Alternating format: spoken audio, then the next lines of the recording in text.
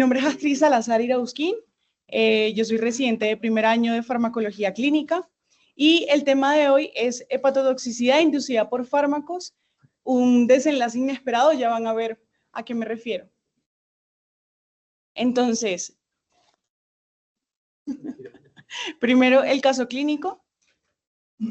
Entonces, se trata de una paciente femenina de 57 años, residente de Sopó. Como antecedentes patológicos tenía epilepsia, hipoacusia postraumática, exfumadora, lo dejó hace 15 años con un IPA de 46, y antecedentes quirúrgicos de cesárea, una rafia de tobillo y laparotomía por trauma. Antecedentes farmacológicos, esto es lo que dijo ella en la valoración inicial de urgencias. Dijo que tomaba levetiracetam, 500 miligramos cada 12 horas, llevaba años aparentemente con el mismo manejo. Duloxetina, 30 miligramos día, iniciado hace 18 meses. Es que como estoy proyectando lo del computador en Teams, por eso no se ve bien. Sí, ahí sí. Okay. No sé cómo. Igual se ve bien en el celular. Sí. Entonces, ¿cuál fue su motivo de consulta? Dolor abdominal. Ella consulta inicial, pues llega remitida desde Sopó, refiere dolor abdominal de 5 días de evolución, de alta intensidad, de predominio en hipogastrio, acompañado de múltiples episodios eméticos. Allá en Sopó le realizan paraclínicos, encuentran transaminasas elevadas y la remiten para valoración por especialista, según lo que dice la historia. Entonces, tenemos los primeros resultados de laboratorios que le hacen inicialmente a la paciente, pero sí le quería preguntar, sobre todo a los internos, en un paciente con dolor abdominal, en epigastrio, ¿cuál sería su sospecha diagnóstica y más o menos qué paraclínicos le pedirían?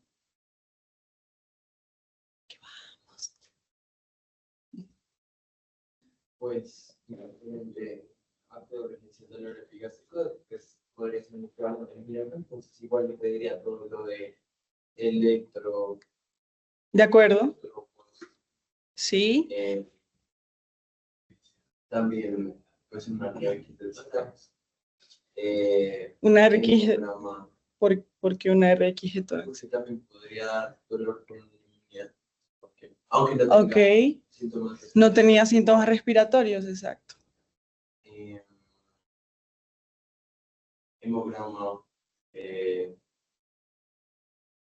Y pues también es cómo está en el examen físico, cómo están los signos y eso, para también saber qué buscar. Bueno, ella llega prácticamente ya sin dolor, ya le habían administrado manejo analgésico, el abdomen estaba blando, con dolor a la palpación, sobre todo en epigastrio, no tenía signos de irritación peritoneal, ¿listo? Y ningún otro hallazgo pues positivo en el examen físico. Entonces, en urgencias le piden estos laboratorios, le piden hemograma, función renal, función hepática, amilasa, glucosa y una PCR. Entonces, aquí lo más relevante es que encontramos una elevación de transaminasas, tenemos AST y ALT en rango prácticamente de miles, además de una bilirrubina que también estaba elevada, una fosfatasa alcalina que también estaba fuera de rango, y le piden también una ecografía de abdomen superior que muestra un hígado graso y colelitiasis, pero sin signos de obstrucción. Leen la vía biliar que no estaba dilatada, la vesícula biliar no tenía paredes engrosadas. Entonces, eso es como lo positivo en esta paciente. Le solicitan valoración a cirugía general. Entonces, cirugía general valora a la paciente, la encuentra pues ya no tenía dolor, el dolor abdominal había resuelto, los paraclínicos mostraban una transaminitis importante y le calculan el factor R, que le da 10.4, compatible con un daño hepatocelular. Entonces, en los hallazgos en la ecografía se evidenciaba una colelitiasis, pero con vía biliar normal, lo que descarta un cólico biliar obstructivo. Y ellos como conclusión dicen que no tiene indicación quirúrgica urgente y recomiendan continuar el estudio con medicina interna. Entonces, aquí les pregunto, ¿por qué creen que cirugía general no indicó colecistectomía en una paciente que llega por dolor abdominal de predominio en epigastrio y que tiene una ecografía con colelitiasis, con además alteraciones de ciertos paraclínicos? No los que quieran participar. Hasta donde tengo entendido, normalmente la colestectomía está indicada para pacientes que tengan escolecistitis litiásica. Exacto. Pacientes litiásicos, pues parece que no está indicada, si no es, o sea, uno le hace el seguimiento y después ya si hacen la colecistitis, uno sí tiene indicación clínica. De acuerdo. ¿Y qué nos hace pensar que esta paciente no tiene una colecistitis teniendo dolor abdominal y colelitiasis? Por el Tokio en ese momento creaba Exacto. la escala para que estuviera colecistitis. Exacto, y si nos acordamos que evalúa el Tokio evalúa leucocitosis que la paciente no tenía, ¿sí? Fiebre tampoco lo refería a la paciente. En los hallazgos, hablan de Morphy clínico positivo, tampoco no tenía signos de irritación peritoneal, ni tampoco Morphy ecográfico. La vesícula biliar decía que tenía paredes normales y tampoco había dilatación de la vía biliar como para pensar en una coledocolitiasis, a pesar de que ella, además de la elevación de transaminasas, tenía una fosfatasa alcalina que estaba elevada, al igual que las transaminasas. Uno dice, pues, pero por ejemplo, en colecistitis también se elevan las transaminasas, pero usualmente el patrón en la colecistitis predomina el patrón colestásico, ¿sí? Y las transaminasas, si bien es cierto, podrían estar elevadas porque en un 50% usualmente se elevan, la elevación no es tan marcada. Entonces, estamos en frente de una paciente que tenía unas transaminasas que estaban mayor a 1000, ¿sí? No era muy congruente con el cuadro. Y cirugía general, muy juiciosamente, le calculan el factor R y dicen, pues esto no es algo quirúrgico, esto es puro daño hepatocelular. Entonces, le solicitan valoración a medicina interna. Medicina interna dice, diagnósticos iniciales, tenemos a una paciente que ya se descartó una causa quirúrgica, la encontraron clínicamente estable, sin fiebre, sin datos de sepsis ni compromiso neurológico, el dolor abdominal ya había resuelto, los paraclínicos mostraban una transaminitis muy marcada con un factor R de 10, lo que corresponde a un patrón hepatocelular. La ecografía mostraba un hígado graso y colelitiasis, pero sin obstrucción. Entonces, por eso la hospitaliza para este estudio de injuria hepática aguda. Continúan el levetiracetam por conciliación por su antecedente de epilepsia y le inician hidratación endovenosa. En este punto, al revisar la medicación, ellos plantean la posibilidad de un DILI.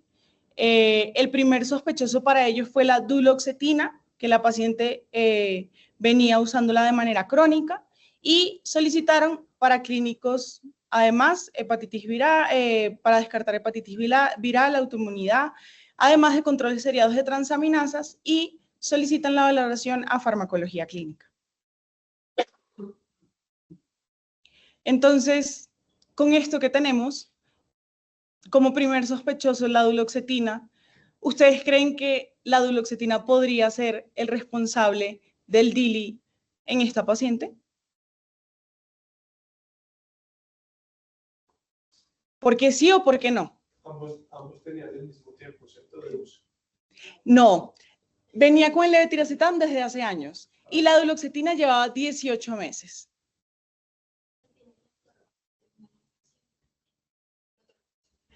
En este momento, ella no había dicho que había tomado atorvastatina.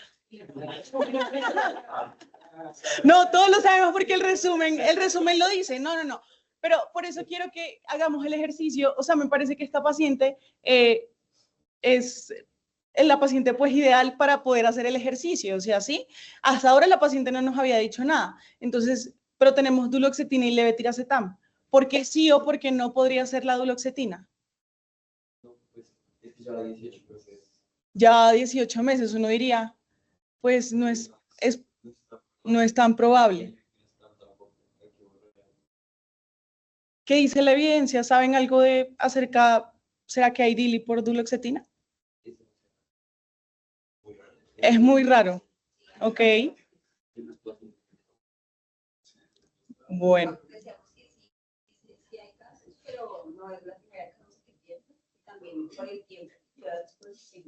Exacto. Exacto. ¿Y el levetiracetam? ¿Por qué no podría ser el levetiracetam? ¿Por qué pensaron en la duloxetina y no en el levetiracetam? ¿Cuál es la razón?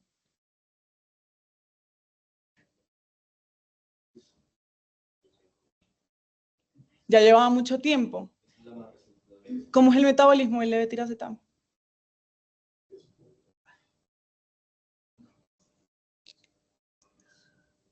Por hidrólisis, o sea, no es hepático al 100%, es mínimamente hepático. Es mínimamente hepático, exacto. Entonces, esa es la razón por la que ellos incluso pensaban en que era duloxetina y no levetiracetam. Bueno. Sospechosos descartados. Se descarta hepatitis viral, que acordémonos que el DILI también es un diagnóstico de descarte, ¿sí? Lo primero que debemos hacer es descartar otras causas. Descartaron autoinmunidad, VIH negativo, PT normal, y sí apareció una gamma-glutamiltransferasa que estaba en 360. Entonces, esta es la evolución de las transaminasas. Aquí vemos cómo el AST disminuye, ¿sí? En toda la hospitalización, ella llega al 8, y el último paraclínico que tiene es del 13, al menos intrahospitalario. Y tenemos un LT que, si bien es cierto, en un principio se eleva un poquito, ya luego disminuye.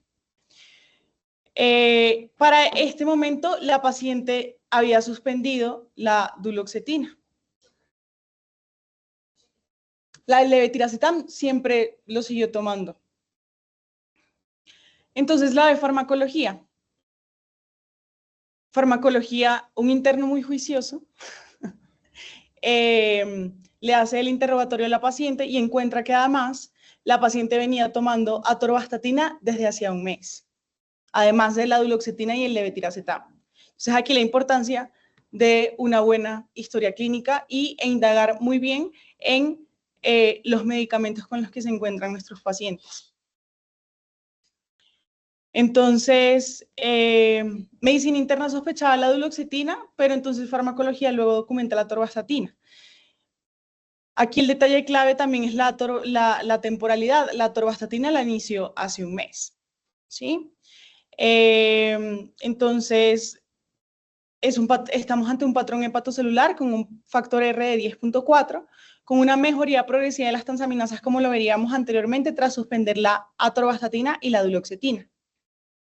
La paciente queda con los diagnósticos de hepatitis de estudio, una sospecha de DILI, secundario a manejo con atorvastatina, sin indicación clara, y una injuria hepática aguda en estudio con un factor R de 10 puntos, y colelitiasis sin signos de colecistitis.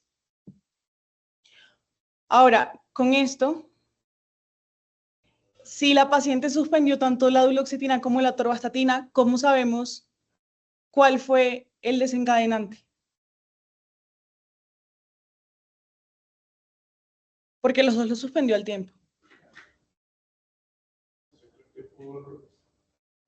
Por incidencia de casos, pues es más probable que sea por atorvastatina. O sea, por probabilidad es más probable la atorvastatina, pero igual si hacemos como la relación causal, pues también más probable por tiempo la atorvastatina, que es el que más reciente estaba iniciado. Pues, sí, ajá, en la temporalidad nos da una luz y además de lo que dice la evidencia. Igual ya lo vamos a ver más adelante.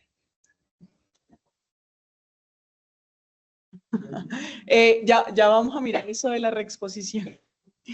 Entonces, ya seguimos la historia de nuestra paciente, consulta por un dolor abdominal, elevación de transaminasas, con un patrón hepatocelular predominante, varios sospechosos, duloxetina, levetiracetam, atorvastatina. Finalmente, la evidencia apunta a una injuria hepática inducida por fármacos. Pero entonces, ¿qué es el DILI? ¿Cómo se clasifica? ¿Qué mecanismos lo explican? ¿Qué dicen las guías sobre el diagnóstico y el manejo? Entonces, este caso nos llevó a sospechar un DILI Pero ahora vamos a revisar qué significa ese diagnóstico y por qué precisamente es tan complejo.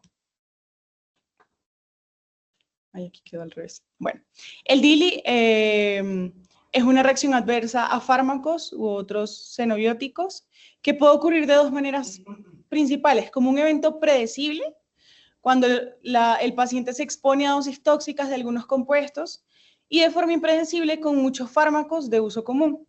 La susceptibilidad del hígado a las reacciones adversas a los medicamentos se debe probablemente a su papel central en el metabolismo de estos fármacos que ingresan al tracto gastrointestinal.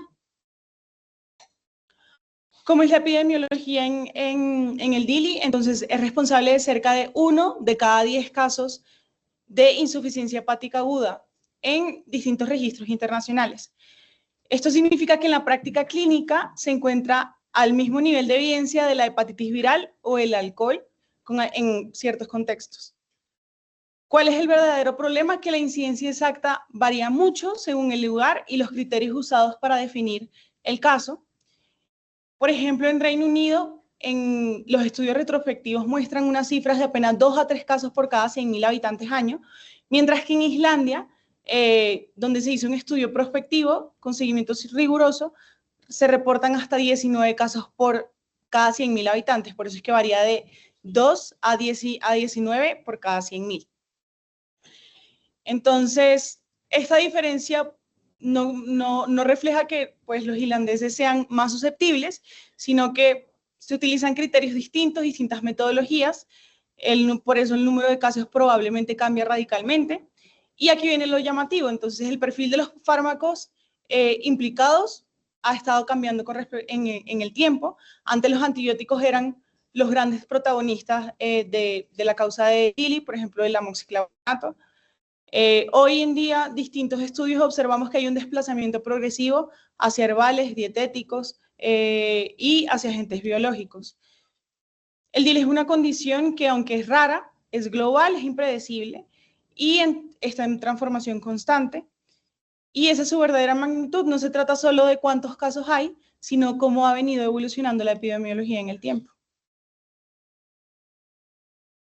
Entonces, específicamente con la atorvastatina, la mayoría de los pacientes pueden tener elevaciones leves de transaminasas consumiendo atorvastatina, pero no es un verdadero DILI, desaparece solo, sin consecuencias. El DILI clínicamente relevante por estatinas es muy raro.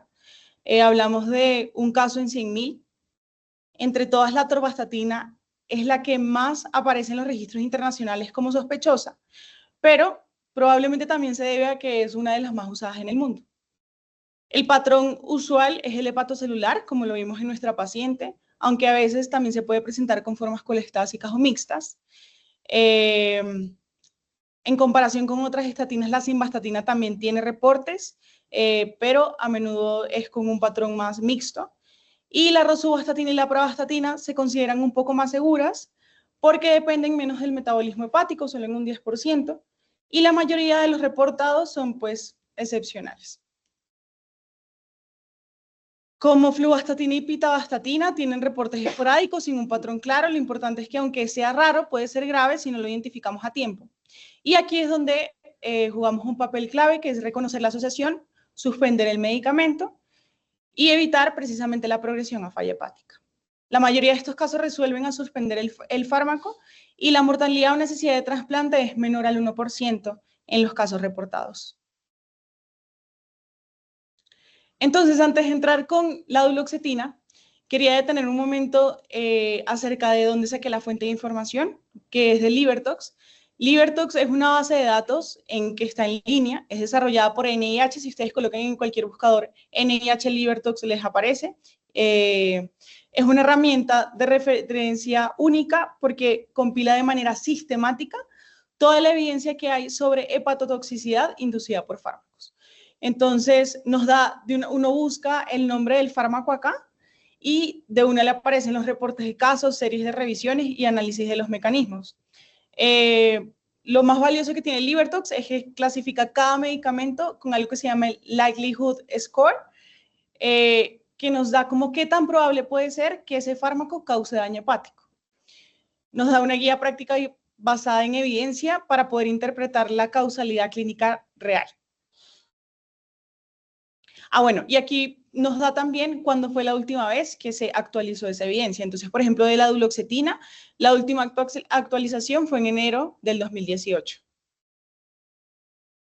Entonces, aquí vemos la estructura química de la duloxetina. Lo pongo de una vez porque si no, no. Entonces, se trata de un derivado de naftiloxazosina que tiene un anillo aromático bicíclico con sustituyentes que permiten su unión tanto a transportadores de serotonina como de noradrenalina en la sinapsis. Entonces, precisamente esta característica, con regiones aromáticas que son lipofílicas y grupos nitrogenados básicos, explican su alta afinidad por los receptores de recaptación en el sistema nervioso central, lo que confiere su acción clínica como antidepresivo y su metabolismo hepático intenso, principalmente por CYP1A2 y CYP2D6, que es la base por la que puede generar metabolitos reactivos capaces de inducir hepatotoxicidad, que igual lo vamos a ver más adelante con una gráfica. La duloxetina fue aprobada en el 2004 y es de uso común no solo para depresión, sino también para ansiedad, para fibromialgia y dolor neuropático. En cuanto a la seguridad, aproximadamente el 1% de los pacientes puede presentar elevaciones de LT mayores a 3 veces el límite superior. Casi siempre son autolimitadas y sin necesidad de suspender. Sin embargo, hay casos raros de hepatitis aguda clínicamente aparente que pueden aparecer entre el primer y sexto mes del inicio del fármaco. Entonces, aquí nos dice como qué tan probable podía ser que esta paciente pudiera presentar el DILI secundario de la duloxetina, lo había iniciado hacía un mes. El patrón más frecuente es el hepatocelular, aunque también se ven casos mixtos o colestásicos. Pueden presentar fiebre, rash, eosinofilia, estos síntomas son poco comunes. Entonces, por esta evidencia, Libertox le asigna a la duloxetina un likelihood score de B, es decir, que es probable, que es una causa de hepatotoxicidad clínicamente relevante. El mecanismo y manejo, entonces el mecanismo exacto no está del todo claro, pero lo más aceptado es que se trata de un metabolito reactivo derivado de CYP1A2 y 2D6, lo que abre la puerta a interacciones medicamentosas con inhibidores o inductores de estas enzimas, como es la simetina o la rifampicina. En la práctica, la mayoría de las elevaciones enzimáticas son autolimitadas, pero si el paciente ya desarrolla ictericia, elevación marcada de transaminasas, como lo fue nuestra paciente, o síntomas de falla hepática, la indicación es suspenderla inmediatamente. Algo importante es que quienes hacen DILI por duloxetina pueden tener reacciones similares con otros inhibidores de la recaptación de serotonina. Entonces, debemos tenerlo presente, por lo que se recomienda vigilancia estricta si vamos a cambiar a otro fármaco. Entonces, con respecto al levetiracetam, pues es un anticonvulsivante derivado de la pirrolidina, que es un pentágono con nitrógeno y carbonilo, por eso se llama derivado de pirrolidina o pirrolidona. Ay, perdón, se me pasó. Esta combinación va a permitir que se una a SB2A y actúe como anticonvulsivante, va a pertenecer a la familia. Entonces, su principal acción es unirse a la proteína sináptica vesicular SB2A, reduciendo la liberación de neurotransmisores excitatorios, evitando la propagación de la crisis. Lo usamos como terapia ayudante en epilepsia, crisis parciales, tónico-clónicas generalizadas y mioclónicas. La dosis en adulto es de 500 miligramos 2 veces al día y puede escalar hasta un máximo de 3.000 al día. En cuanto a hepatotoxicidad, es muy raro que la produzca. Generalmente se describen solo elevaciones leves de transaminasas, aunque hay casos excepcionales en que se ha reportado hepatitis aguda con patrón hepatocelular, apareciendo entre la primera semana y los 5 meses, que pues no tiene pues nada que ver con nuestra paciente, y el Libertox le asigna un score de C, lo que significa que es un fármaco con potencial para producir hepatotoxicidad, o sea, escrito.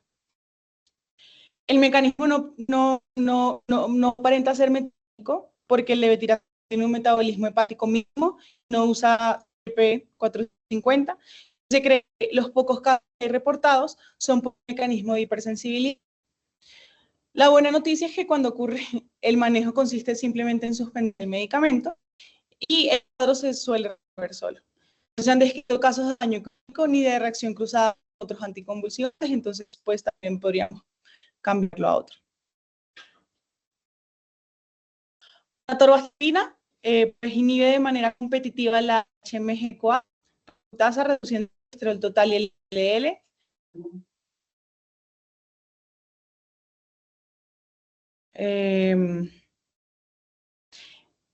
Esta estructura lo que permite es que se una competitivamente la HMG-CoA reductasa, bloqueando la síntesis de colesterol.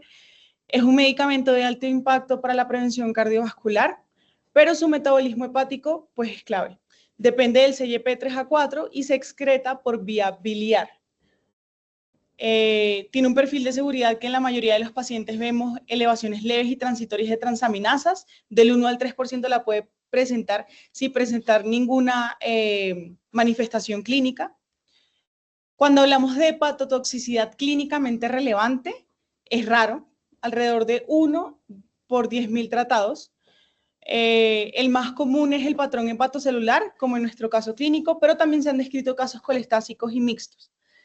La latencia va a ser variable desde 1 mes hasta 6 meses y muchas veces posterior a un aumento de la dosis. Los mecanismos propuestos del metabolismo vía CYP3A4 con generación de metabolitos activos. En algunos pacientes vamos a ver rasgos de hepatitis autoinmune. Además, el estrés mitocondrial y la inhibición parcial de BSEP, que igual lo vamos a ver más adelante, ayudan a explicar casos incluso colestásicos o mixtos, que también lo vemos un poco en nuestra paciente. Factores de riesgo de interacciones, tiene interacción con claritromicina, amiodarona y traconazol. Entonces, debemos tomar esto en cuenta en pacientes que estén tomando también estos medicamentos. Y la concomitancia con fibratos o ciclosporina va a disparar el riesgo de hepatotoxicidad y miopatía. El desenlace y el manejo, lo positivo es que la mayoría de los casos tiene un desenlace benigno. De 1 a 4 meses al suspender el fármaco ya tenemos para clínicos normales. Existen reportes raros de insuficiencia hepática aguda y de algunos casos de hepatitis autoinmune que pueden persistir y que pueden requerir manejo con corticoides. A este sí el Libertox le da un puntaje de A, o sea, le da un score de A, perdón. Significa que es una causa bien reconocida de daño hepático clínicamente aparente. Es decir, la evidencia es sólida. Hay múltiples casos que están bien documentados y con reexposición positiva, es decir, volvemos a dar el medicamento, el paciente lo vuelve a hacer. Ay. En la literatura se reconoce que no todo DILI es igual y por eso se ha clasificado en 2 grandes categorías. El DILI intrínseco, que es el que podemos anticipar, depende de la dosis, por eso es que es predecible, ocurre prácticamente en todos los pacientes si se supera cierto umbral y suele presentarse de forma aguda, es decir, se presenta en horas o pocos días, a diferencia del DILI idiosincrático. El mejor ejemplo para esto sigue siendo el paracetamol, que es responsable de una proporción significativa de falla hepática aguda en Europa y en Norteamérica, mientras que el idiosincrásico, en contraste, es mucho más frecuente en la práctica clínica. Aunque su incidencia individual es baja, 1 por cada 10.000 expuestos, representa más del 90% de los casos descritos en registros internacionales. Es decir, es raro en cada paciente, pero es la forma en que más vemos en la práctica clínica. Es impredecible, no depende de la dosis, su latencia puede ser de 2 semanas a meses. Además, explica hasta el 10 al 15% de casos de insuficiencia hepática aguda en Estados Unidos. Desde el punto de vista fisiopatológico, el intrínseco corresponde a un daño tóxico directo en el metabolitos reactivos que van a generar necrosis.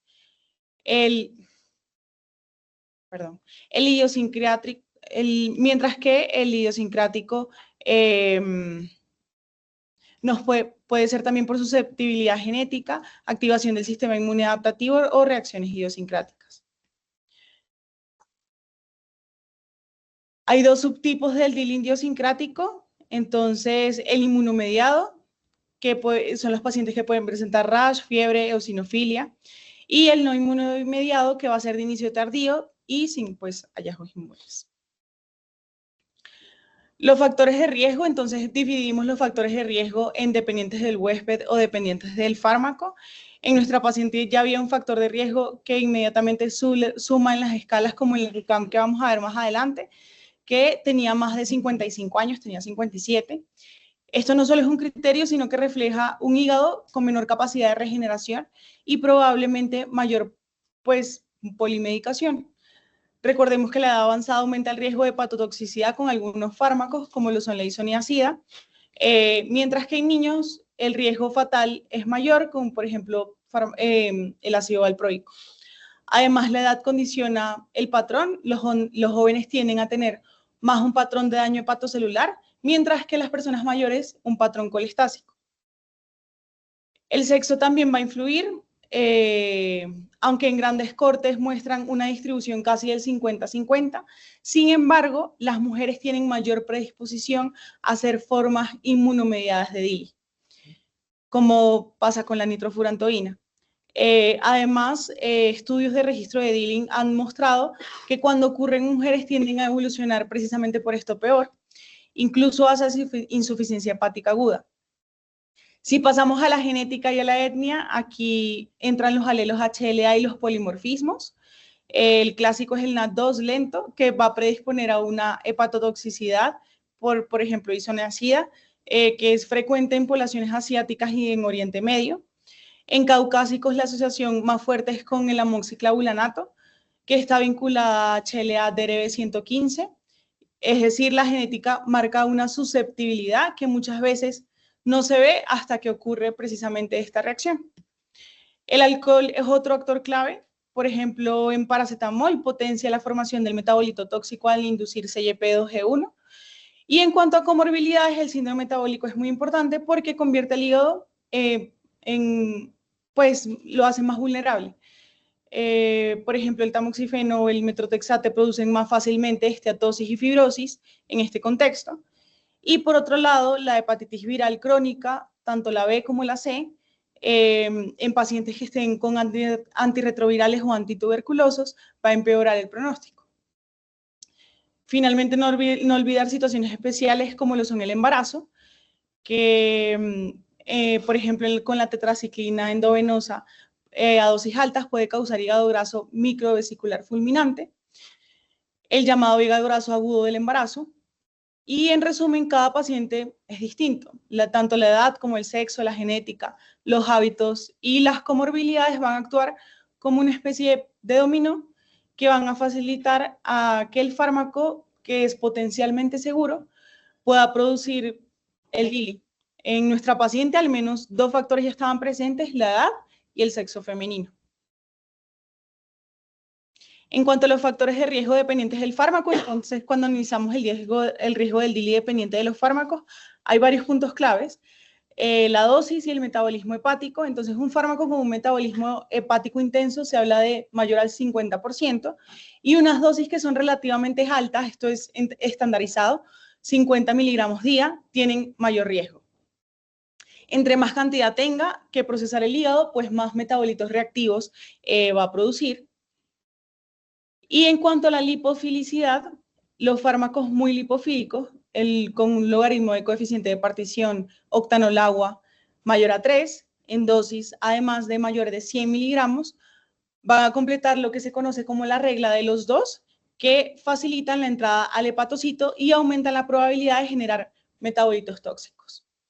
Un ejemplo de esto es la troglitazona, que fue retirada precisamente por hepatotoxicidad, que además de ese tenía otro mecanismo que ya vamos a ver. En cuanto a las interacciones medicamentosas, aquí es donde entra el CYP3A4, la enzima del citorcomo P450, que va a metabolizar en gran parte de los fármacos. Si combinamos el sustrato de CYP3A4 como las estatinas, la atorvastatina o la simvastatina, con un inhibidor potente de esta enzima, como lo es el itraconazol, la claritromicina que les mencionaba anteriormente, los niveles plasmáticos de la estatina van a aumentar significativamente. Esto eleva el riesgo no solo de miopatía, por aumento de la concentración precisamente del fármaco, sino también de hepatotoxicidad. En la práctica clínica, muchos de los casos de DILI por estatina están potenciados precisamente por interacciones de este tipo. En cuanto al daño mitocondrial, algunos fármacos bloquean la beta-oxidación de ácidos grasos o la cadena respiratoria mitocondrial, que nos da como resultado la esteatosis microvesicular y en casos graves puede haber insuficiencia hepática aguda. Un ejemplo de esto es el ácido valproico y la amiodarona. Y con respecto a los transportadores hepáticos, cuando un fármaco inhibe, por ejemplo, la BCEP, las sales biliares se acumulan dentro del hepatocito, ya igual lo vamos a ver en una gráfica, lo que va a producir es colestasis y mayor daño. Un ejemplo de esto es nuevamente la troglitazona, que por este mecanismo y la lipofilicidad fue retirado, y la ciclosporinada. Entonces, para entender el DILI debemos seguir una secuencia de eventos fisiopatológicos que ocurren en el hepatocito. El hepatocito es este que vemos en amarillo. Entonces, cualquier fármaco llega al hígado a través de la circulación portal, como lo vemos acá, y para entrar al hepatocito se utilizan transportadores específicos, que son estos que vemos acá, principalmente los transportadores de aniones orgánicos, los OATP, o los transportadores de cationes orgánicos, que son los OCT. Eso no es pues algo irrelevante, porque, por ejemplo, si existen polimorfismos genéticos o el paciente recibe fármacos que inhiben estos transportadores, pues la concentración intracelular del fármaco precisamente puede aumentar. En nuestra paciente la atorvastatina entra por el OATP P1, OATP 1B1 y en menor medida por la 1B3. Entonces, polimorfismos como el C521TC se han relacionados con mayor exposición hepática y riesgo de hepatotoxicidad.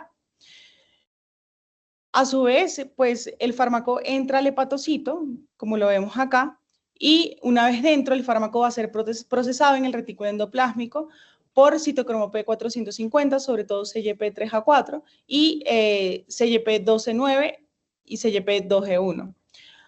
Aunque la función principal es detoxificar, a veces se generan metabolitos reactivos que se van a unir a proteínas, lípidos o DNA, y esto va a alterar las funciones vitales, que va a generar un estrés oxidativo que va a crear neoantígenos en el sistema inmune, precisamente que puede reconocer.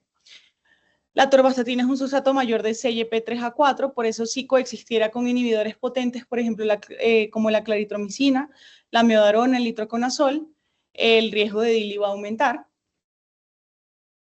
Algunos metabolitos alcanzan la mitocondria, entonces allí van a inhibir la cadena de transporte de electrones, reduciendo precisamente el ATP, alterando la beta-oxidación de ácidos grasos, favoreciendo la estatosis microvesicular. Producen especies reactivas de oxígeno que van a dañar proteínas y DNA, y el desenlace va a ser la apoptosis hepatocitaria. En estudios experimentales, la distatina, incluida la atorvastatina, han mostrado una capacidad de alterar la función mitocondrial, lo que explica algunos casos de esteatosis microvesicular y fallo energético hepático. Entonces, algunos fármacos también van a inhibir la BCEP, que se acumulan, que lo que hacen es que se acumulan las sales biliares tóxicas dentro del hepatocito, porque precisamente no van a poder salir. Y esto favorece precisamente un daño colestásico o mixto, que también es lo que presentó pues nuestra paciente. La atorvastatina tiene la capacidad de inhibir parcialmente la BCP, lo que explica por qué en algunos reportes de DILI por estatinas el patrón no es exclusivamente hepatocelular. Entonces, los metabolitos que se unen a proteínas hepáticas van a crear neoantígenos, que estos se presentan por HLA clase 1 y clase 2, y se van a activar los linfocitos TSD8, los linfocitos TSD4, amplificando pues la lesión. Entonces, además, la liberación de los patrones moleculares asociados al daño van a reclutar las células de Coffer, y los neutrófilos lo que van a hacer es precisamente perpetuar esta inflamación. En la atorvastatina, este mecanismo inmunomediado explica la idiosincrasia. La mayoría de los pacientes toleran el medicamento, pero hay un subgrupo que puede ser susceptible y hace esta reacción grave. El hepatocito finalmente puede entrar en apoptosis o necrosis, y clínicamente esto se traduce a una elevación de transaminasas, ictericia e incluso la insuficiencia hepática. En nuestra paciente no solo se documentó el factor R10, que es el patrón hepatocelular, sino que vimos una elevación de la gamma-glutamiltransferasa y una elevación de la fosfatasa alcalina, que precisamente lo explica este mecanismo. Entonces, en cuanto a criterios diagnósticos del DILI, entonces una LT o una ST mayor o igual a 5 veces el límite superior normal, una fosfatasa alcalina mayor o igual a 2 veces el límite superior normal, o una bilirrubinata total mayor a 2 veces el límite superior normal asociado con un aumento de la LT o ST mayor o igual a 3 veces el límite superior normal. La ley de High nació en la FDA como un criterio para detener ensayos clínicos cuando aparecía un patrón de hepatotoxicidad. Es decir, es un estándar regulatorio. Con el tiempo, la clínica lo fue adoptando como un marcador pronóstico. Si se cumple, sabemos que el paciente con DILI tiene un riesgo muy alto de evolucionar a insuficiencia hepática. Entonces, es importante diferenciarlo. No son criterios diagnósticos, pero sí nos avisa que pues, tenemos una alerta roja. Es una paciente que debemos seguir cuidadosamente. En nuestra paciente, aunque tenía transaminasas elevadas, la bilirrubina no superó el doble del límite normal. Esto coincide con su buena evolución sin falla hepática. Entonces, aquí tenemos un algoritmo de cómo debemos hacer el diagnóstico. Entonces tenemos la sospecha del DILI. Podemos tener algunas manifestaciones que nos pueden orientar, que haya pues alguna manifestación cutánea, pacientes en falla renal, que haya tenido antecedentes de previos episodios de DILI. Entonces, debemos ser muy cuidadosos con la información, preguntarle bien al paciente cuándo iniciaron los medicamentos, si los suspendió en algún momento y los volvió a iniciar, si la dosis se la aumentaron, porque pues esto nos va a ayudar a orientar el diagnóstico. Yo sé que anteriormente les hablaba mucho del factor R, aquí está precisamente cómo se calcula. Hablamos de un patrón hepatocelular cuando este factor R es mayor o igual a 5. Cuando está entre 2 y 5 hablamos de un patrón mixto y cuando es menor o igual a 2 hablamos de un patrón colestásico. Siempre, siempre, siempre debemos buscar una causa alternativa, o sea, descartar que la elevación pues, de esas transaminasas no sean por otra causa. Recordemos que es un diagnóstico de exclusión. Y pues con respecto a la biopsia hepática, en nuestra paciente no estaba indicada, el diagnóstico pues ya llevaba un mes con la atorvastatina y pues ya sabemos, como lo vimos anteriormente, que pues precisamente está asociado al DILI. Usualmente la biopsia hepática se utiliza cuando no tenemos una certeza diagnóstica, cuando sospechamos o no estamos seguros si estamos ante una hepatitis autoinmune, sería cuando está pues indicada. Cuando nos enfrentamos a un posible DILI, lo primero que surge es la duda, ¿cómo estamos seguros del medicamento que estamos sospechando? Si el paciente tiene múltiples medicamentos, ¿cómo sabemos cuál es el que nos está causando el DILI? Para eso contamos con diversas escalas que intentan objetivar la relación entre el fármaco y la lesión hepática. Entonces, aquí tenemos la SIOMS o RUCAM, la María y Victorino y la DDWJ, que es la japonesa. La RUCAM es la más utilizada tanto en la clínica como en investigación. Evalúa aspectos muy concretos, es esta.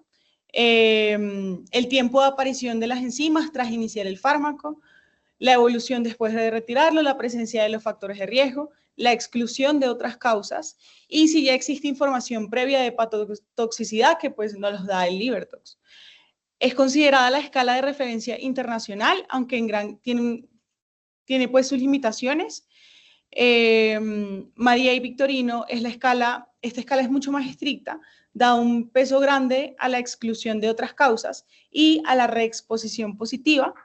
En estudios comparativos se ha visto que tiene una especificidad alta. Cuando dice que es DILI, pues efectivamente estamos ante un DILI, pero su sensibilidad es baja, deja escapar algunos casos porque tiene criterios que son muy rigurosos. La japonesa es una escala adaptada al contexto pues, japonés, incluye el test de DLST, que lo que hace es medir la proliferación de linfocitos frente al fármaco sospechoso, y esto es algo que nosotros usualmente no hacemos en la práctica clínica, por eso pues no es la más usada. Ahora, tenemos la escala de Naranjo. El algoritmo de Naranjo es la escala de probabilidades de reacciones adversas a medicamentos. Esta es una escala pues, que es general, es un método mediante el cual se evalúa si existe una relación causal entre un evento clínico y un medicamento. Sin embargo, no es específica para DILI, entonces ya igual vamos a ver qué nos dice LiverTox acerca de la escala de Naranjo.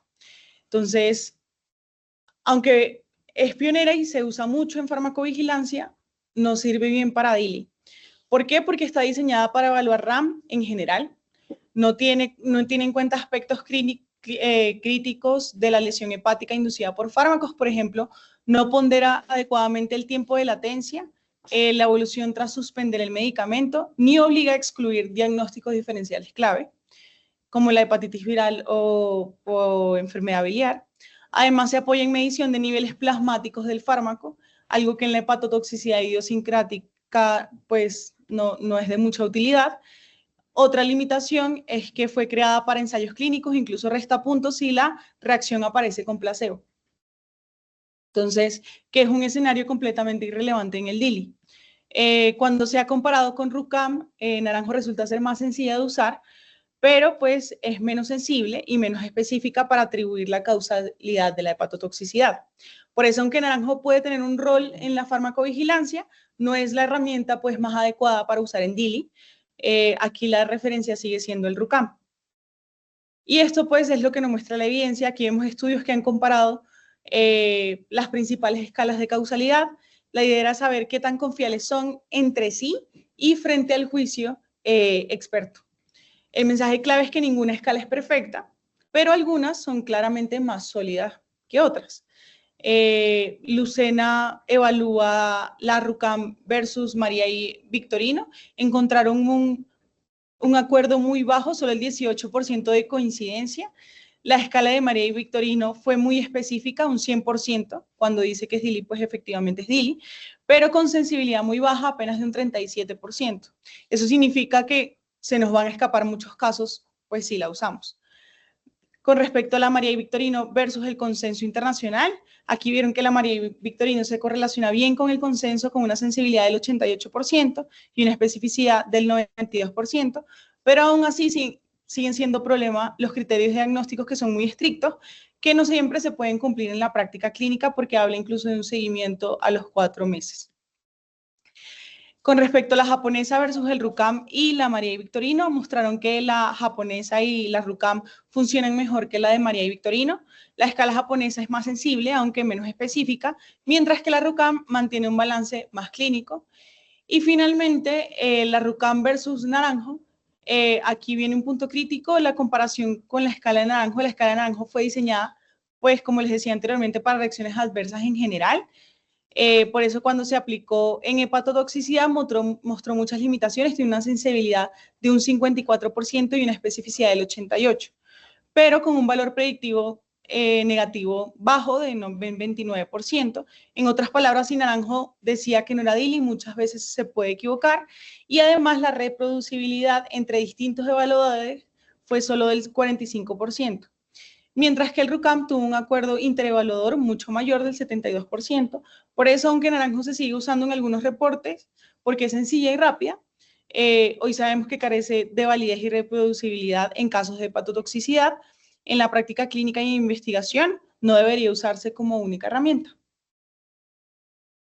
Aquí tenemos, pues lo que hice fue aplicar cada una de las escalas a la atorvastatina y a la duloxetina, cuánto puntaje le dio. Entonces, la atorvastatina en RUCAM y en la japonesa, pues sin contar el DLST, es probable, mientras que la duloxetina, posible en la RUCAM, pero en las demás la clasifican como improbable. Entonces, nos ayuda cuando tenemos el dilema de que no sabemos, nos ayuda un poquito a orientar cuál es el diagnóstico. Hasta ahora hablamos de los patrones clásicos, hepatocelular, colestásico y mixto, pero el espectro del DILI es mucho más amplio.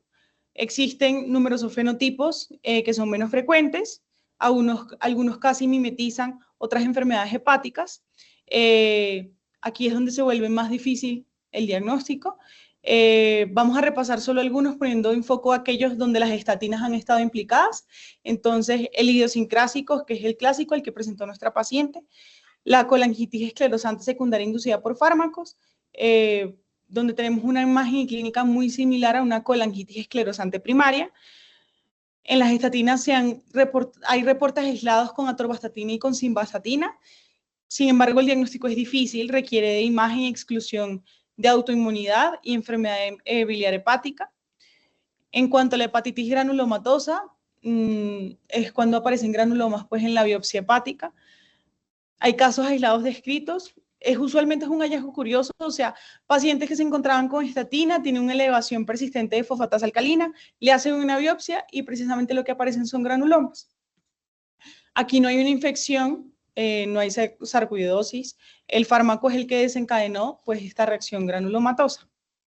Y pues solo se puede confirmar con la histología. Y en cuanto a la esteatopatitis asociada a fármacos, parece un hígado graso no alcohólico, pero es inducido por medicamentos. Con las estatinas, aunque clásicamente se temía hepatotoxicidad con hígado graso, y sabemos que en el hígado graso las estatinas son seguras, pero hay casos raros de esteatopatitis inducida.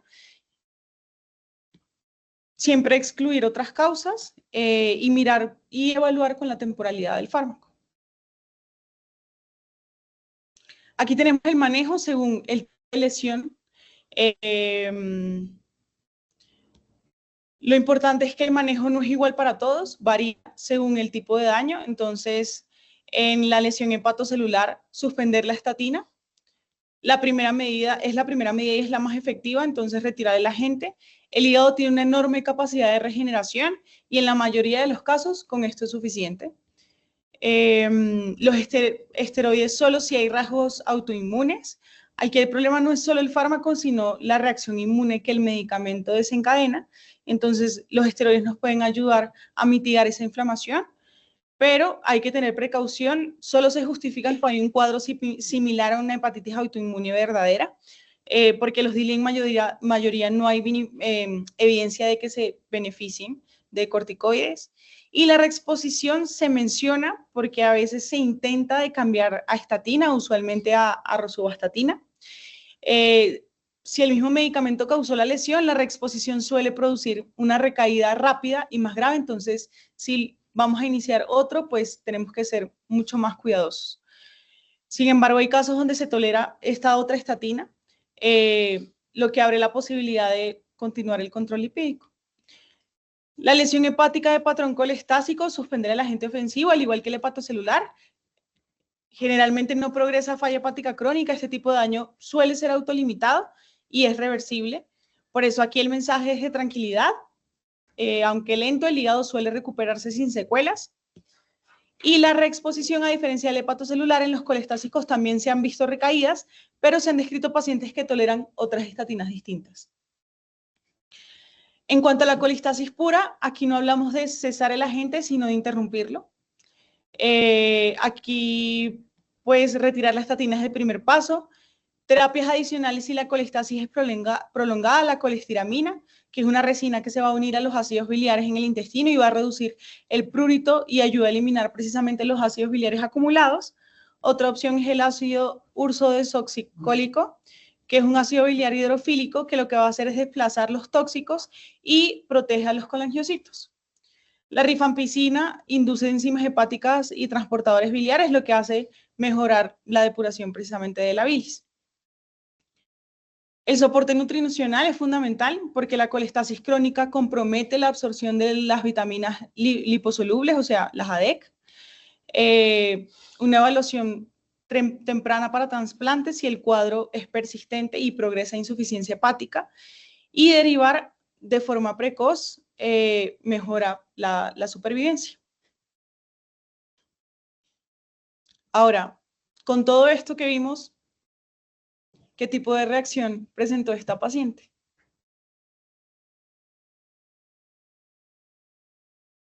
Andrea. Digamos que dentro de la torvastatina es que puede dar cualquier patrón, sí, mixto, puede estar muscular. Pero, pues ella presentó un infarto cerebral. Sí. También dice que generalmente se presenta 6 semanas mínimo después del inicio del fármaco de la torvastatina. Si lo vemos, ella también lo presentó mucho más rápido. Está asociada a la dosis también, la dosis que tenía ella, si bien no es la más alta, tampoco está asociada a dosis alta, ella también lo hizo, digamos, con una dosis intermedia. Pero yo creo que ella podría, no sé qué piensan estos chichis, clasificarla ahí como fenotipo autoinmune, por el tiempo de presentación, por el cuadro que hizo. O sea, yo creería que más va más hacia un fenotipo que podría ser autoinmune por la presentación que hizo, el tiempo de evolución, el patrón que está presentando. Creo que se podría de pronto ir más por este lado de fenotipo autoinmune.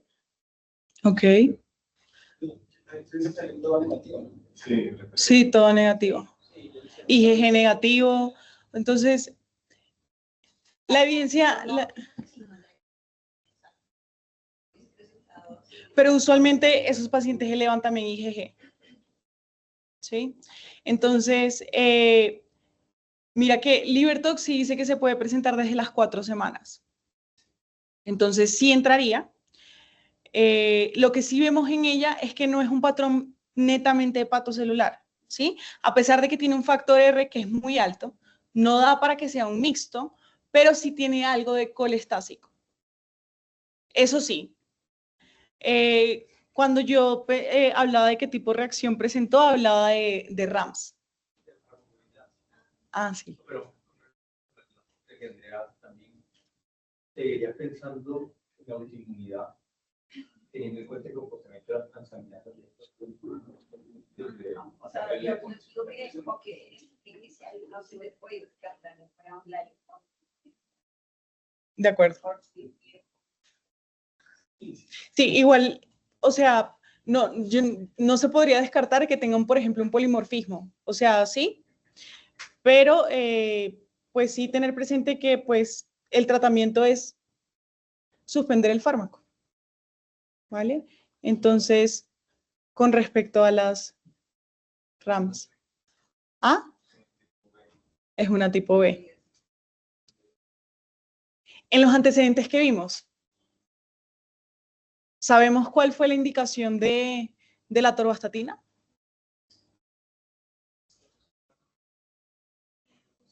No, pero no, pues la ecografía no dice nada y ya les voy a mostrar algo interesante. En los antecedentes no está escrito, ¿sí? Y aquí vemos también la importancia del médico general. Siempre explicarle a nuestros pacientes por qué le estamos iniciando un medicamento. O sea, el paciente debe saber por qué está tomando cada medicamento, cuál es la patología que tiene. Entonces, no solo es mandar medicamentos porque sí, sino también educar al paciente. Entonces, interrogado, sí, un tipo B. Pero yo encontré estos paraclínicos, que si bien es cierto son de enero, son de esta paciente. En base a estos paraclínicos, ¿qué pensamos? Tiene un HDL en 78, LDL en 93, un colesterol total en 187, triglicéridos en 77.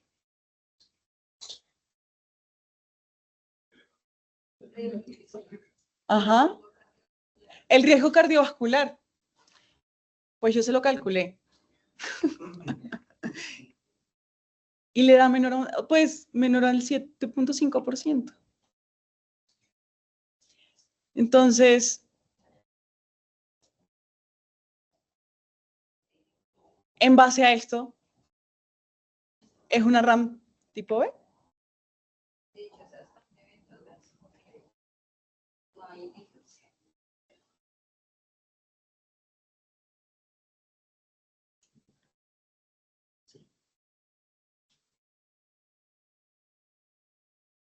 Entonces, es un error. El bono de Crexep es para Andrea. Entonces, exacto, es un error de la prescripción. La paciente no tenía indicación y presenta un evento adverso precisamente a un medicamento que no está indicado. Entonces, no es mandar la atorvastatina a todo el mundo porque sí, las indicaciones son claras y pues es lo que debemos seguir precisamente para evitar este tipo, es una hospitalización que la paciente se pudo haber evitado. No sabía. Por eso es que en un principio, o sea, en un principio ella ni siquiera menciona que estaba tomando ese medicamento.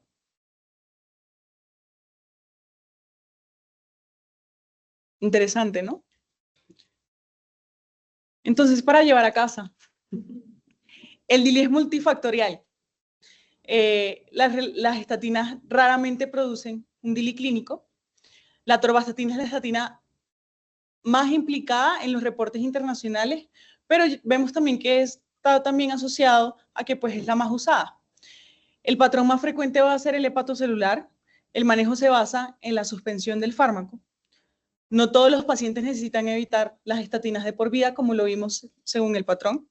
Identificar tempranamente, evaluar la causalidad, suspender el agente y guiar el seguimiento seguro.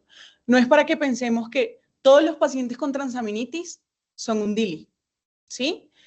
Simplemente que lo tengamos presente, porque si no sabemos, si tampoco lo tenemos presente, nunca lo vamos a diagnosticar. Entonces, cuando creíamos que teníamos todas las respuestas, de pronto cambiaron todas las preguntas.